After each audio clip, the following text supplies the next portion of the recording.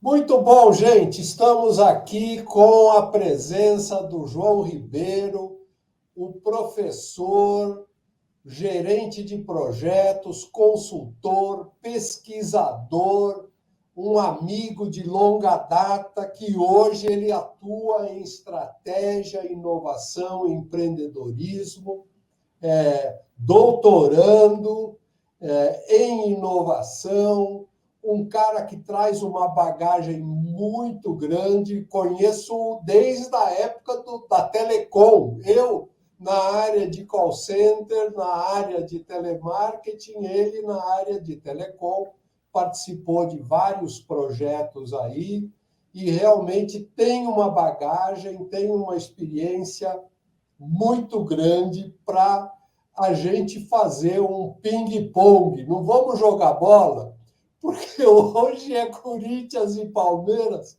e eu nem quero ver o resultado desse jogo. Mas então, estamos gravando, vai ficar aí essa conversa. Seja bem-vindo, João. Complementa as coisas que eu falei aí, que de repente você quer dar um toque a mais, por favor. Olá, olá, Vonei, obrigado pelo convite. Queria agradecer a você, né, e dar um olá geral para toda a sua audiência, né? É um prazer enorme, né? É sempre um prazer reencontrar o Vonei, porque é um pensador e um provocador, né?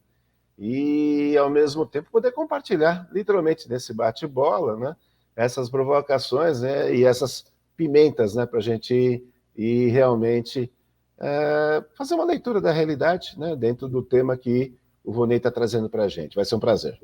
Sim. Na verdade, você vai me ajudar a explorar para onde esse mundo vai. Não sei se se lembra. É um pouco da época que a gente se conheceu lá na década de 90, saiu aquele comercial do Corsa e tinha um senhorzinho que via os jovens, as cores vivas do carro, o carro compacto, e ele falava assim: para onde esse mundo vai? Eu Então, diria que é uma pergunta que a cada vez mais a gente repete e cada vez menos temos respostas, né? Mas, ao mesmo tempo, curiosamente, temos vários caminhos. A dificuldade, talvez, nossa, é que conforme o tempo vai passando, a gente tem diferentes gerações, para aproveitar um pouco do seu tema, né, que se propõem a dar uma resposta, né, a essa pergunta. E hoje estamos numa condição muito curiosa. Nós temos as múltiplas gerações participando deste processo, tentando dar resposta e tendo que conviver dentro desse mesmo espaço. Espaço esse que, num primeiro momento, ele era geograficamente delimitado, mas hoje, por conta da situação, por conta das tecnologias e do próprio ambiente, ele é uma coisa além do tempo e do espaço, né? Ou seja, ele é multidimensional. Então é um desafio, né? Eu diria que esse é um desafio interessante, tanto para gestores, quanto para educadores, quanto para alunos, quanto para colaboradores. verdade, verdade. E pegando o gancho, João, dessa característica até que mudou muito o ambiente da sala de aula, como tem sido o professor com o aluno do formato presencial para o formato mais remoto, mais à distância, como tem sido o desafio para o professor e na educação? Como você vê isso? Eu tive a oportunidade de participar, né, dessa transição para o remoto e agora o retorno do remoto para o presencial. A gente observa várias situações, né? E é interessante como que o ambiente ele está trazendo contribuições, né, e mudanças no próprio comportamento. Então, tem vários sinais interessantes. Num primeiro lado, por exemplo, você já consegue observar o aumento. Se no primeiro momento você teve um grande aumento de matrículas, né, e da operação online, você hoje já observa um crescimento das matrículas presenciais, né? As faculdades estão comemorando a volta do presencial, né, no sentido de não é um ambiente, não é uma estratégia que funciona para todo tipo de aluno. Esse é um aspecto. Do ponto de vista mais centrado, mais específico do espaço chamado sala de aula, o encontro do professor e do aluno, se no primeiro momento, no ambiente remoto, onde você tinha lá um professor fazendo todo o esforço de se comunicar com o aluno, né, depositando uma série de recursos, né, de conhecimento e abrindo espaços para interação, você tinha um aluno que ficava muito à vontade de escolher o momento que ele queria realmente participar daquele processo. Então, tínhamos desde aquela situação que você aparecia uma foto, né? E aí tínhamos o professor falando com 50 fotos, quando a foto ainda estava lá, né? Mas sem nenhuma interação, né? Você não sabia quem é que realmente estava lá. Até, eventualmente, situações em que, ok, o aluno tinha um determinado volume de produção e por uma série de contingências, né, esse volume de produção, durante o período da pandemia, ficou bastante reduzido. Então, nós tivemos um paradoxo interessante. Ao mesmo tempo que aumentei a conveniência para professores e alunos, no sentido de ter tempo e espaço à disposição para que este encontro de aprendizagem acontecesse, eu tive um aumento de volume de trabalho do professor, né, no sentido de ficar produzindo material, fazendo um trabalho de curadoria, selecionando elementos, alimentando plataformas, né? E, ao mesmo tempo, um grande desafio para os processos de avaliação, né? Onde você tinha, você de certa forma, foi se desenvolvendo uma cultura do desempenho mínimo, né? Então, qual é o mínimo necessário, né, para que a gente possa aprovar esse aluno, qual é o mínimo necessário para que essa competência seja desenvolvida. Então, a gente mudou muito a abordagem da régua, né? Enquanto a gente buscava as réguas maiores, né? Durante esse período de pandemia foi muito comum você trabalhar pela régua invertida, trabalhar pelo mínimo necessário para a competência. Não estou fazendo nenhuma crítica, apenas uma constatação, né, dentro do processo. Sim. Com a volta para o presencial, aí nós tivemos uma situação interessante, porque você tem, de novo, a volta de modelos e paradigmas do presencial, só que eu tenho uma cultura, né, presente do modelo remoto. Então, eu tenho alunos, né, que vêm para a sala de aula, mas eles estão acostumados a ficar no ambiente remoto, onde ele tinha todo o conforto de estar na sua sala, na sua casa, né, de estar ou não estar ali conectado, de estar ou não estar ali dedicando atenção constante a um determinado espaço de aprendizagem. Então, acho que o maior desafio para o aluno nesse aspecto foi da perda da capacidade de dedicar atenção constante por um longo período de tempo. Então, a escola não mudou depois disso, ou seja, depois do período de pandemia, que foi um paradigma, né, com grandes desafios, né, em termos de ensino-aprendizagem, a escola retorna ao modelo anterior. Então, onde você tem a mesma sala de aula, com as mesmas condições, alguns ainda trabalhando em modelo híbrido, né, que dá condições, ofereciam a opção de alunos que quisessem manter, né, o seu ensino remoto, e se constitui um duplo desafio para o professor, né? Então, de que ele tinha que estar em sala de aula presencial, mas tendo que ligar com uma cultura, né, fortemente dominada pela consequências, né, desse período remoto. Seja pela capacidade de atenção, seja pelo esforço da curadoria dos conteúdos. Então, a maneira do aluno olhar para o conteúdo mudou bastante, né?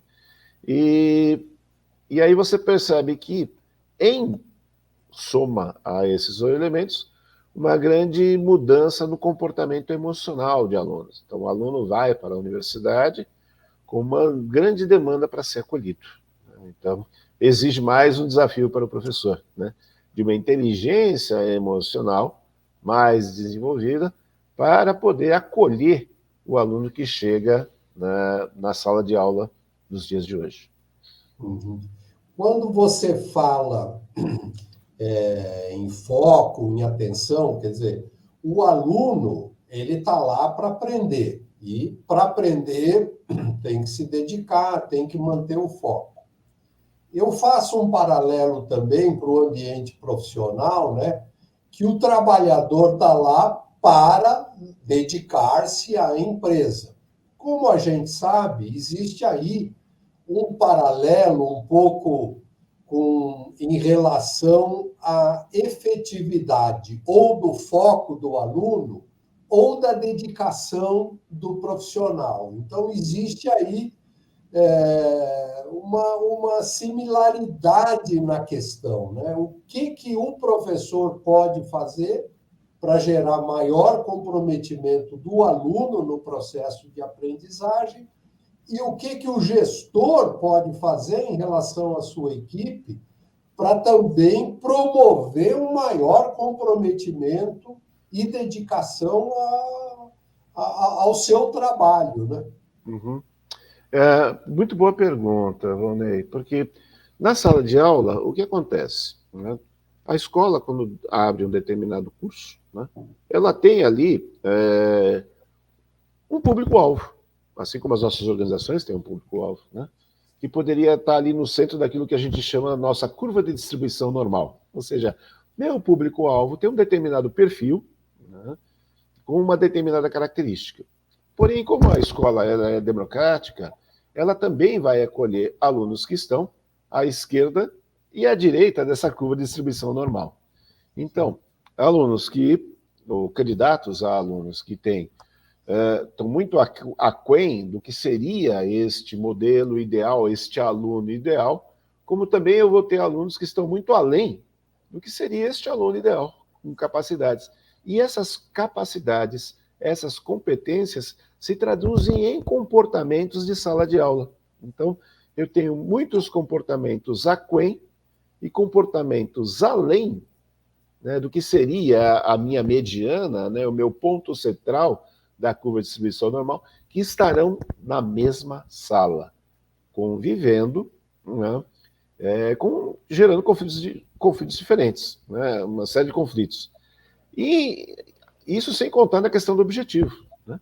Eu tenho alunos que vão para a sala de aula só pelo diploma, porque já tem, a questão da competência já está resolvida. Ou seja, todas as outras questões estão resolvidas, ele precisa somente do diploma. Ao mesmo tempo, eu tenho pessoas indo para a sala de aula literalmente para descobrir o futuro da vida. Então, eu tenho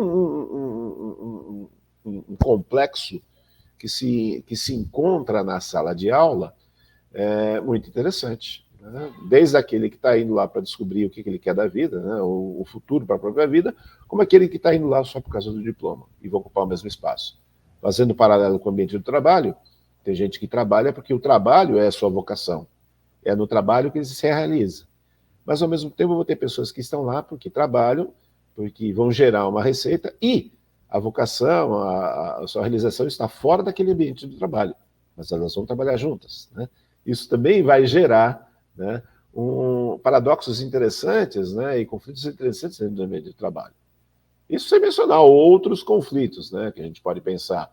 A questão das gerações, né, do ambiente de trabalho, onde eu tenho diferentes perfis, né, provenientes de diferentes experiências e diferentes influências que tiveram cada um ao longo do processo, né, diferentes exposições ao uso das tecnologias, né, diferentes histórias profissionais que estão ali naquele mesmo espaço, né, e exigindo do gestor, assim como exige do gestor, primeiro, uma capacidade de acolhimento. Né? Isso para o gestor era até pouco tempo atrás era pouco pensado, né? Afinal, o gestor está lá para trazer resultado. Então, essa questão do acolhimento é um discurso um pouco estranho, né? O gestor tinha que ter um chicote na mão. Eu não sei se um chicote, mas ninguém se preocupava que a maneira como ele atingia o resultado, e sim o resultado que ele trazia. Né? Isso é uma coisa interessante. E, da mesma forma, o professor, né? Eu olhava o professor pelo resultado que ele trazia. E hoje, né, na escola, pelo menos, essa questão do relacionamento, do acolhimento, se tornou, né, um elemento principal, né, no processo. É óbvio que a escola, inclusive institucionalmente, ela é avaliada por uma série de instrumentos, né? Mas a questão do conteúdo deixou de ser a prioridade, né? E você passa a ter uma série de instrumentos internos na organização que procuram medir qual é o tipo de relacionamento, qual é o nível de relacionamento que existe entre professor e aluno. Então, essa questão do acolhimento ao aluno como estratégia de aprendizagem, eu diria que é a regra não dita, né, é o elemento talvez não declarado do. Estou falando de maneira genérica, né, mas se você pensar, tem algumas organizações, inclusive, que tratam isso, inclusive, como sua missão. Nossa missão é acolher o aluno, né, e na medida que se acolhe o aluno, você cuida do desenvolvimento dele como pessoa e como profissional. E algumas outras organizações, instituições, esse é um processo mais velado, está mais ali subentendido no dia a dia da operação. Tentando fazer um paralelo disso com o ambiente do trabalho. Então, uma vez que muitas vezes o gestor tem que se deparar com a situação em que não foi ele que escolheu, né, os colaboradores com os quais ele tem que trabalhar, né, eu diria que o desafio é ter a capacidade de fazer uma leitura das competências daquele profissional, fazer o seu devido acolhimento e, a partir disso, estabelecer uma relação de confiança e desenvolvimento, onde ele consiga estabelecer um sentido para o trabalho daquele colaborador. Seja porque ele entende, seja porque aquele colaborador entende que aquele espaço é espaço de realização profissional, pessoal, né? Seja porque aquele colaborador entende que ali é o lugar onde ele vai ganhar dinheiro, mas a realização dele está fora. Então, ele vai ter esse gestor vai ter que ter essa capacidade de ler essas situações diferentes e, ao mesmo tempo, estabelecer uma estratégia de gerar o resultado com pessoas que têm motivações muito diferentes. Quando a gente fala em liberar o aluno, quer dizer, o aluno se forma, é um profissional, vai para o ambiente de trabalho, no entanto, ele não pode mais, como no passado, se fiar só no aprendizado que ele teve nesse passado. É o desafio do lifetime learning, né? Sim, aprender a aprender, né? O desafio Aprender aprender a a aprender. aprender. Como você imagina que é, assim, não um receituário, mas como você provocaria esse aluno em fase de transição indo para a profissão e o profissional para ele ter também essa autonomia do aprendizado para ele continuar aprendendo, continuar a se desenvolver, né? Isso é um desafio. E, na verdade, ele caminha para e passo com a maturidade, a evolução da maturidade do aluno ao longo do curso. E isso também é uma coisa interessante. Uma coisa é você ver o estudante no primeiro semestre do curso, né, que é diferente do estudante ao final do curso. Ele ganha maturidade no processo, né? Mesmo nos cursos de menor duração, né, como os tecnólogos, né, que são cursos de duração, cursos de 2 anos, você percebe uma evolução da maturidade do aluno ao longo do processo. Bom. Muitas vezes, ao longo de várias tensões que esse processo gera. Então, eu diria que isso também faz parte da estratégia da organização, onde talvez essa questão do acolhimento, que é uma plataforma base, né, que tem que estar presente em todos os momentos, mas num primeiro momento, nas séries iniciais, você tem um trabalho inicial de acolhimento e mais de fundamentação, e do meio para frente, um trabalho talvez mais voltado e apoiado também com as estratégias das múltiplas competências, das formas mais ativas de aprendizagem, onde você vai fazendo essa provocação. Então, os modelos de aprendizagem ativa estimulam, né, você olhar não para o conteúdo e olhar para o problema. Isso pode ser algo que é estimulado pela postura do professor, né, se no primeiro momento ele traz o problema, ele mesmo traz o conteúdo, resolvendo, né? No momento posterior, onde o aluno já está mais habituado com a situação, você pode trazer o problema e fazer o aluno, né? Ajudar o aluno a dar a ele os passos e buscar as soluções. Né? Isso, nos semestres iniciais, depende, obviamente, da estrutura didático-pedagógica da instituição, menos comum nos semestres iniciais, embora você possa ter elementos, né, unidades de ensino ou disciplinas que possam ter essa ênfase, e o que você vai variando é a quantidade da carga horária disso. Se num primeiro momento você tem uma disciplina com essa tônica, no primeiro semestre, por exemplo, ao longo dos semestres finais, esse processo vai aumentando em intensidade, né? Onde você passa a trabalhar com elementos mais contemporâneos e com abordagens mais ativas no processo de aprendizagem. Uhum. Na verdade, a gente tem aqui no cenário brasileiro, né, muitas palavras-chave que são abraçadas como modismo e pouca prática, pouco envolvimento, né? A inovação é uma preocupação importantíssima, quer dizer,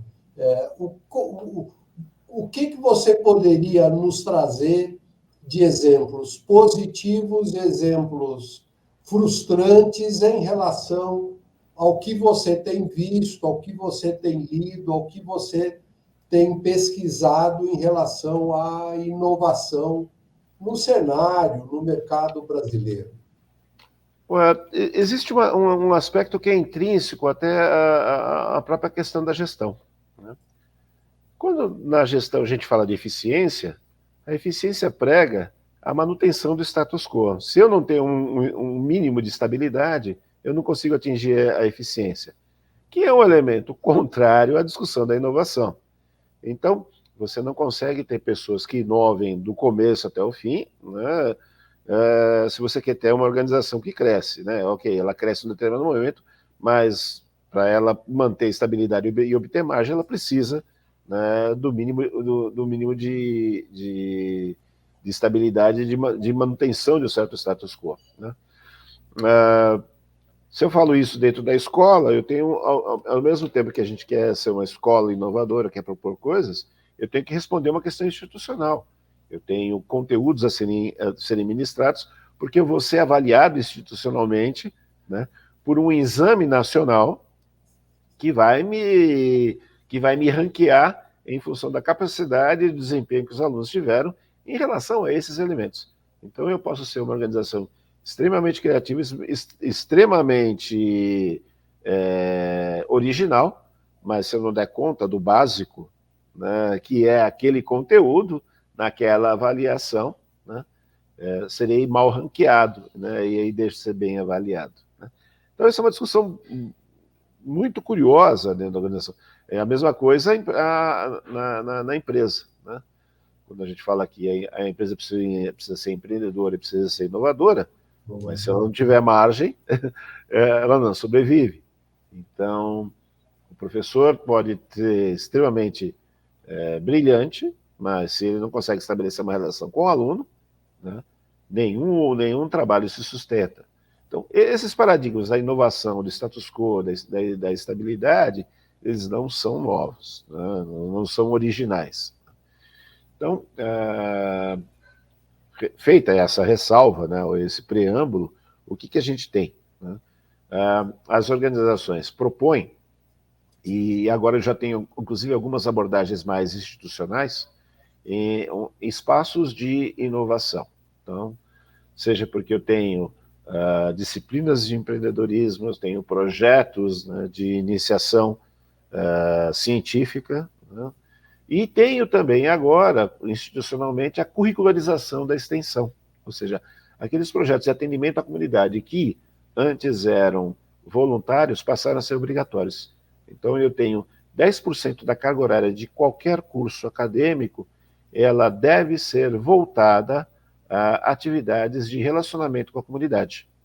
Então, isso passa, né, a fazer criar um espaço, uma provocação, né, do famoso trinômio da educação universitária, que é o ensino, a pesquisa e a extensão.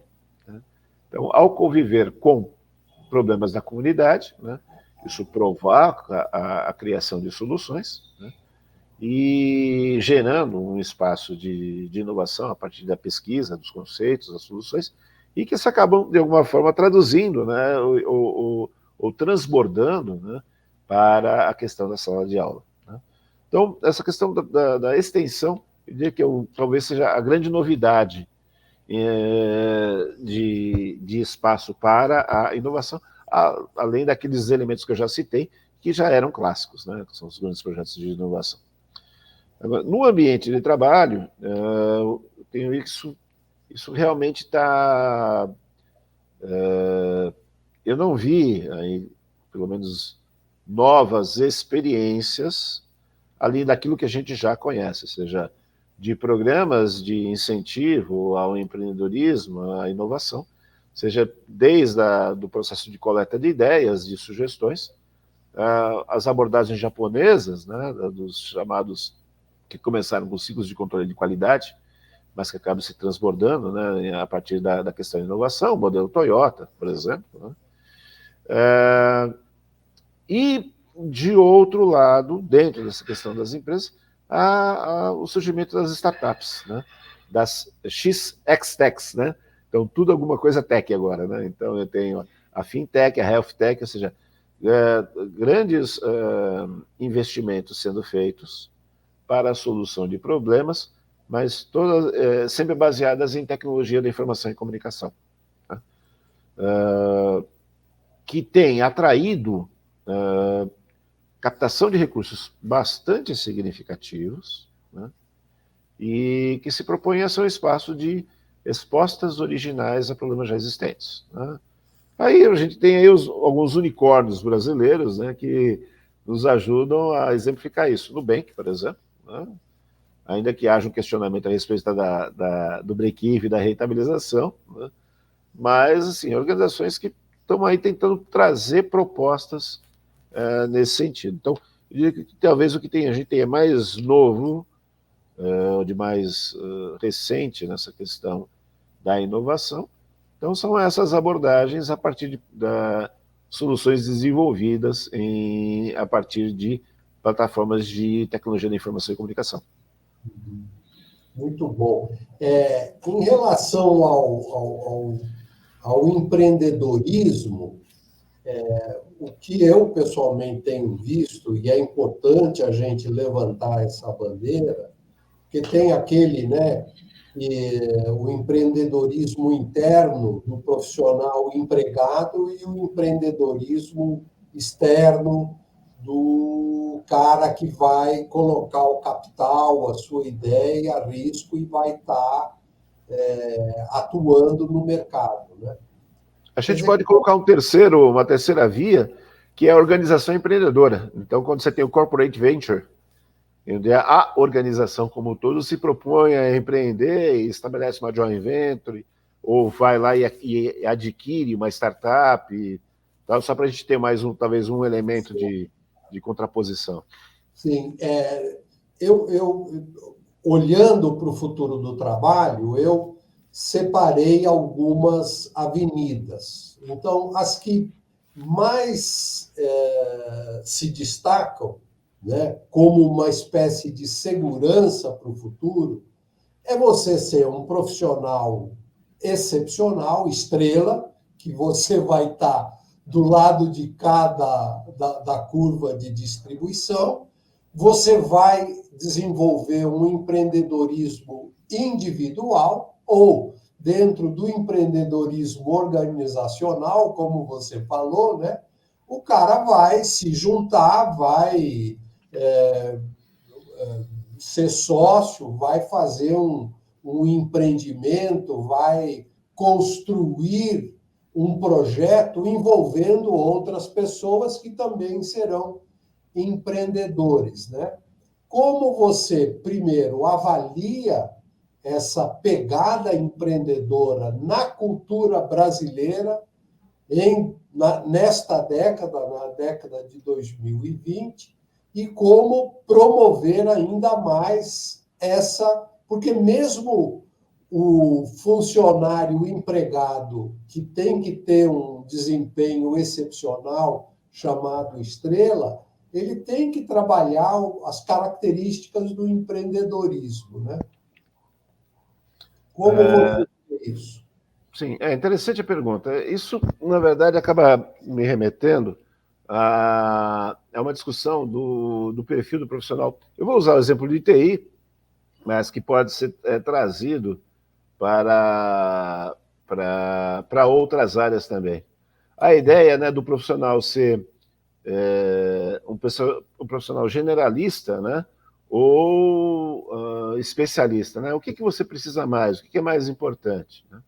Então, dentro da área de gestão, né, gestão organizacional, desenvolvimento de competências, surgiu a ideia, o conceito, né, do profissional que eles chamam de profissional T, né, em T, né, ou T-shaped, né, onde você tem uma abordagem, uma formação em várias áreas, né, onde ele consegue dialogar, né, com vários departamentos, com várias funções da organização, e ele tem uma área de especialidade, ele tem uma vertical de especialidade.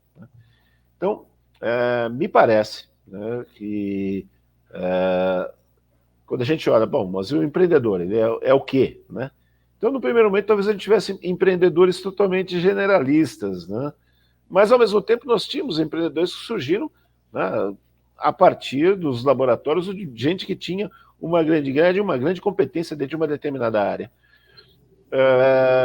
Então, me parece que essa ideia do profissional, né, na sua versão T, seja ele para ser empreendedor ou intraempreendedor, me parece um cenário, uma direção, uma diretriz bastante relevante. Então, porque para obter ideias, para desenvolver um projeto, eu preciso ter um determinado conjunto de competências, né? Preciso conseguir ter a capacidade de reunir conhecimentos diferentes para poder fazer essa bicicleta ficar em pé. Agora, para essa bicicleta começar a andar e não bater em trabalho nenhum, eu preciso conversar com vários departamentos diferentes. Então, a figura do profissional T, me parece bastante um paradigma ou uma metáfora que pode nos ajudar a mostrar caminhos, né, nesse sentido. Então, não basta mais ser um especialista numa determinada área, né, seja do ponto de vista de empreendedor, seja do ponto de vista de inovação, seja do ponto de vista de empregabilidade. Né? Então, eu preciso ter uma área específica de conhecimento, né? Mas tenho que ter a capacidade de traduzir essa competência num diálogo horizontal com as demais funções da organização. E, se eu estou pensando em termos de carreira, de longevidade da minha carreira, eu posso escolher momentos em que eu vou desenvolver diferentes T's, né, da minha carreira. Se no primeiro momento quero fazer uma carreira T em finanças, depois uma carreira T em pessoas, ou uma carreira T em marketing, né? Pelo menos é o caminho que eu tenho visto das pessoas que se tornaram líderes nas suas organizações, nos seus mercados. Então, um caminho natural para você se tornar um CEO, óbvio que nós estamos falando de uma série de condições, de ambientes favoráveis, ok. Desde que você entenda que é a empresa, é o espaço da sua realização pessoal e profissional, então, a desenvolver vários T's ao longo da carreira, né, me parece um caminho natural para você alcançar a liderança e postos de chefia, realmente de apontar direções para a organização. Agora, é mais fácil falar do que fazer, porque, obviamente, isso tem um custo. Né? Então, eu sempre falo, né? Ninguém está à venda, mas tudo tem um custo. Né? Cada decisão que a gente toma tem um custo fazer. Você se dedicar a aprender e entregar resultados, porque não é só uma questão de aprender, não é uma questão de acumular diplomas, mas para cada carreira que você adota, é ser capaz de entregar resultados dentro daquela carreira. E você pode fazer de tudo, você pode ser... E aí, o quanto que o seu T é equilibrado, né? Você pode se dar bem com todo mundo, todo departamento, mas se na sua função você não entrega resultado, é um problema, né? Se bem que hoje o maior problema não é entrega de resultado, né? Você não, diz, né, os especialistas em RH que você é contratado pela competência, mas sempre é demitido pela questão de relacionamento, né? Então, as questões comportamentais, né? Então, assumindo que isso seja uma verdade, né, e parece que realmente é uma verdade, de novo, você precisa dar conta do resultado que tem que entregar e ao mesmo dar conta dos relacionamentos em função com os públicos que você tem que conviver, né, seus clientes internos, seus stakeholders internos. Uhum, uhum. Em relação ao jovem, eu até tenho falado, tenho colocado um desafio para pais e professores do ensino médio, no sentido de pensar as novas perspectivas de sucesso. Porque antes o pessoal, né, tanto para os meus, como para mim, como para os meus filhos, arruma uma carreira, pensa numa carreira, vai atrás da sua formação e vai para o mercado que você vai ter sucesso. Hoje, já não é isso. Tem que levar bagagens complementares, mesmo que você entre escolha um excelente curso, uma excelente profissão e entre para ter uma formação excelente, não é suficiente. Você tem que carregar novas bagagens porque há uma nova perspectiva de sucesso. Aonde você vê os ajustes que são necessários para se enfatizar, tanto dos professores como dos pais, para esses jovens profissionais do futuro? Temos alguns desafios, né? Então, hoje, quando você olha numa situação como nós temos no Brasil, com uma economia, né, que tem dificuldades para se desenvolver, ou é cíclica, né? Você tem momentos de desenvolvimento e momentos de estagnação. Tem um desafio para o jovem, onde você tem uma massa trabalhadora indo para o mercado e, de novo, você tem mais recurso mais capacidade de produção do que de consumo, né? Então, isso é um desafio. Para fazer frente a esse desafio, você tem, então, o quê? O aumento da competitividade dessa massa trabalhadora. E se, de um lado, você tem cada vez mais gente entrando no trabalho, eu tenho, na outra ponta, a questão do etarismo que vai empurrando, né, as pessoas para fora do mercado de trabalho cada vez mais cedo, né? Então, isso aponta algumas situações muito particulares na situação brasileira. Então, por exemplo, você tem a questão da diminuição do emprego formal, né? E aí, de modo que o aluno, quando se forma, poderá não encontrar emprego, né, dentro dos modelos que os pais deles conhecem, né, ou conheceram. E aí um incentivo, né, à questão do empreendedorismo, com diferentes graus de informalidade, né, ou diferentes graus de formalidade. Não tem uma receita pronta em relação a isso, mas algumas direções que podem ajudar, né? Então, desenvolver a capacidade de você se manter antenado à realidade que te cerca, né? Mas sair do básico, né? Sair do raso, né? Então, e isso é percebido, inclusive, pela forma, inclusive, como as mídias, né, se comportam. Se num primeiro momento nós tínhamos, né, os jornais, né, que publicavam notícias, né, hoje as pessoas se informam através do celular. Só que para que essas informações possam se manter disponíveis no celular, elas diminuem o seu conteúdo, até para poder ficarem gratuitas, né? E também para facilitar a leitura. Então, treinar leituras mais densas, com maior conteúdo, é um desafio. Então, meio que a contramão, talvez, do caminho da história, eu recomendaria, leia jornais, né? Leia jornais e revistas. Isso é um grande desafio, porque nossos jornais e nossas revistas estão sofrendo com essa questão das mídias. Mas desenvolver o hábito de leitura, certamente, é um caminho fundamental, inclusive para o desenvolvimento do próprio profissional.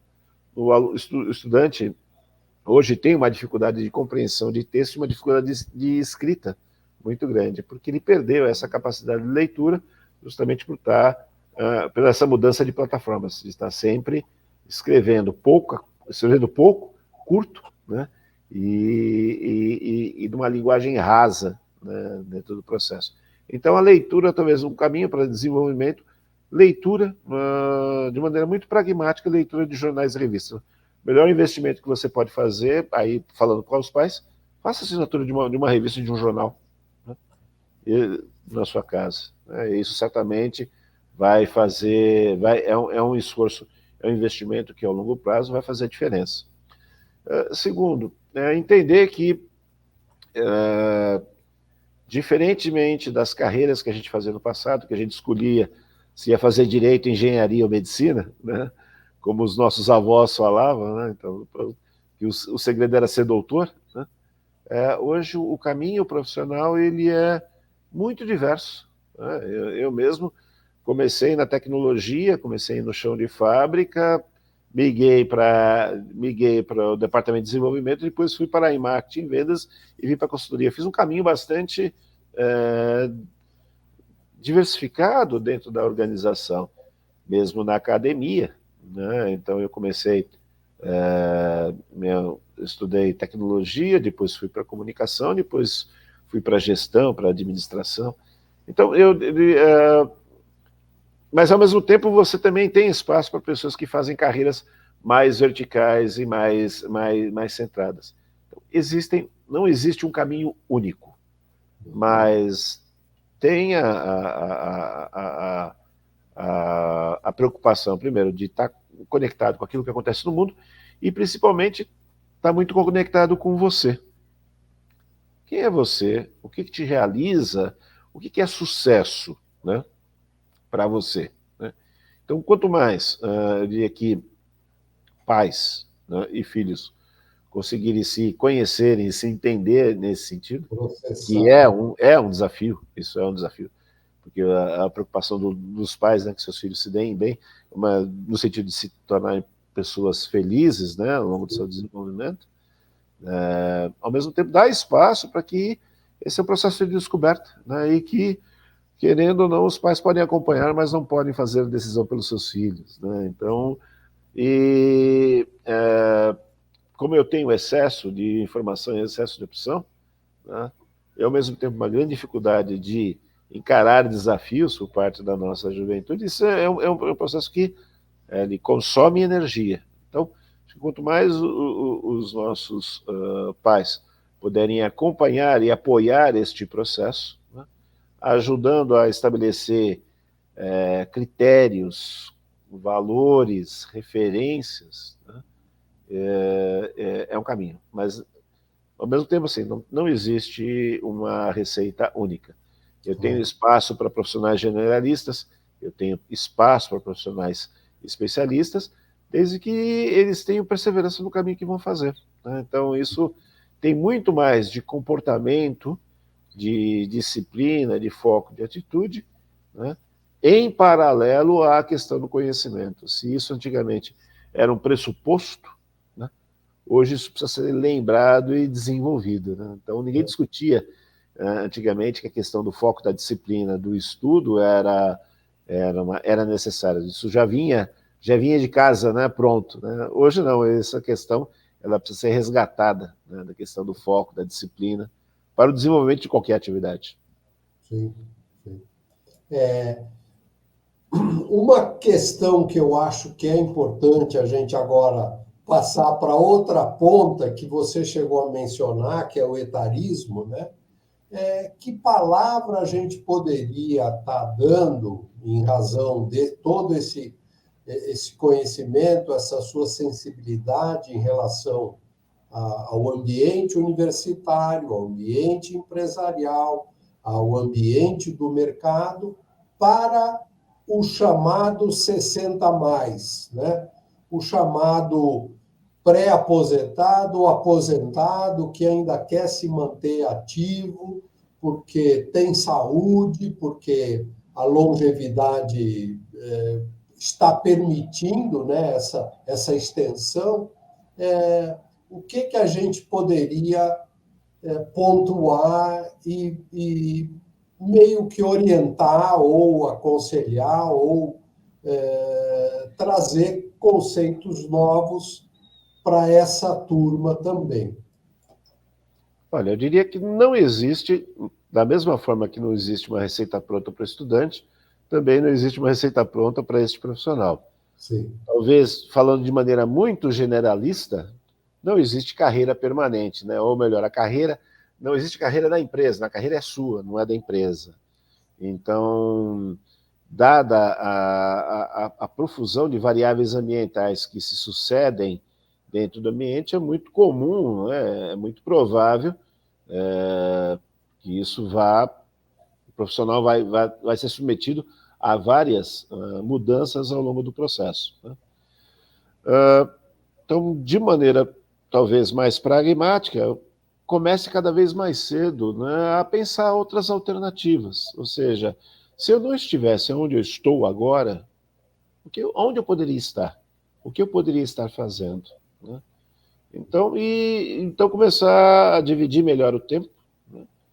Então, se a gente pensar que o dia tem 24 horas, né, e eu tenho três séries de 8 horas, né? Tenho, então, 8 horas para o meu trabalho, 8 horas para a família, 8 horas para tentar cuidar da minha sobrevivência. Então, vamos começar a dividir esse tempo, né? Em vez de ficar 10 horas no trabalho, 15 horas no trabalho, ok, mantenha o trabalho, mas da mesma forma que você tem o seu tempo com a sua família, um tempo investindo no seu autodesenvolvimento e no desenvolvimento de caminhos alternativos. Ou seja, Peter Drucker já falava isso no seu livro Inovação e Empreendedorismo, já da década de 50, que o homem, em função da sua longevidade, ele vai ter mais de uma carreira.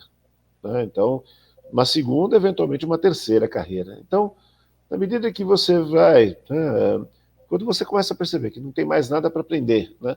Ou que você já chegou naquele limite, porque como existe o conceito do ciclo de vida, né? O ciclo de vida do produto, né? Nascimento, crescimento, o seu topo, o ápice e o declínio. Então, durante o seu processo de crescimento, quando você percebe que vai chegar no topo, já está na hora de começar a pensar, né? Mesmo durante o crescimento, está na hora de pensar no próximo passo, porque cada vez mais rapidamente a gente atinge, né, o topo, né? Então precisa pensar um novo ciclo. Então, pensar que existem, né, novos segmentos, novas formas, novas abordagens de trabalho. Né? Então, trabalho de outras formas de relação de trabalho, né? Ou outras formas de dividir o seu conhecimento, a sua competência, seja vendendo, ou o próprio Drucker falava, né, que a gente tem que começar a preparar a vender nosso conhecimento por hora, né, em vez de ter um relacionamento constante ou vínculo exclusivo com uma única organização. Né. A questão da pandemia ajudou bastante nesse aspecto, porque introduziu ou disseminou o conceito do trabalho remoto. Né. E ao fazer isso, né, ele permitiu a popularização de uma série de outras formas de relacionamento. Então, hoje você consegue muito facilmente estabelecer uma relação em outros locais, né, ou em organizações em outras partes do globo, né, literalmente estando, né, no conforto do seu lar. Então, aproveite esse espaço, essa tecnologia e experimente coisas novas. experimente novos espaços, troque mais informações com outros profissionais, com outras comunidades. Invista na sua formação. Se você se dedica, se você se identifica com a questão do ensino, o ensino ainda é um espaço onde a sua experiência ela é valorizada e ela fica talvez menos sujeita à questão do etarismo. Né?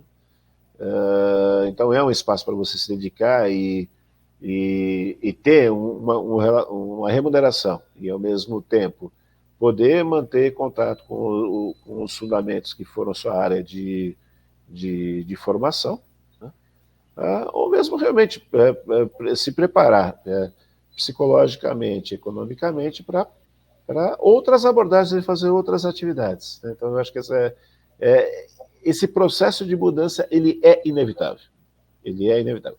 A gente pode concordar ou não com isso, né? A gente pode investir mais ou menos em relação a isso, mas que ele vem e acontece, e isso é inevitável. Inevitável. Estamos conversando com o professor João Ribeiro, ele que está finalizando o seu doutoramento em inovação, que tem essa pegada em relação à estratégia, à inovação, ao empreendedorismo. E ao longo desta conversa temos abordado questões da formação universitária, do jovem, da questão da profissão, da questão do comprometimento, se deve ser um especialista ou um generalista, enfim, uma conversa muito rica, mas que, infelizmente, estamos chegando ao fim. Quero agradecer, João, e deixar aqui um momento para você trazer um recado complementar. Fique à vontade para trazer umas palavras que resumem um pouco a sua mensagem para o dia de hoje, a sua mensagem para quem invariavelmente chega até o nosso canal. Ela não é original, mas não existe vida, né, ou caminho, né, num beco sem saída. Né? Então, keep walking, né? Continue caminhando, porque aquilo que hoje parece uma situação bastante conflitante, né, ou mesmo desesperadora, as coisas vão se esclarecendo. Né? A vida é uma jornada, né? Não é um estado. Né? É um caminhar onde você vai encontrando pessoas, você vai aprendendo coisas. Né? Então, isso vale para a universidade, isso vale para a vida profissional.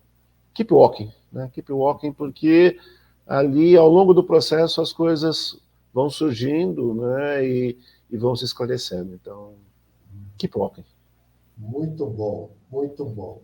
Quero agradecer ao João pelo seu tempo, pelo seu conhecimento, pelas suas contribuições que veio compartilhar aqui conosco.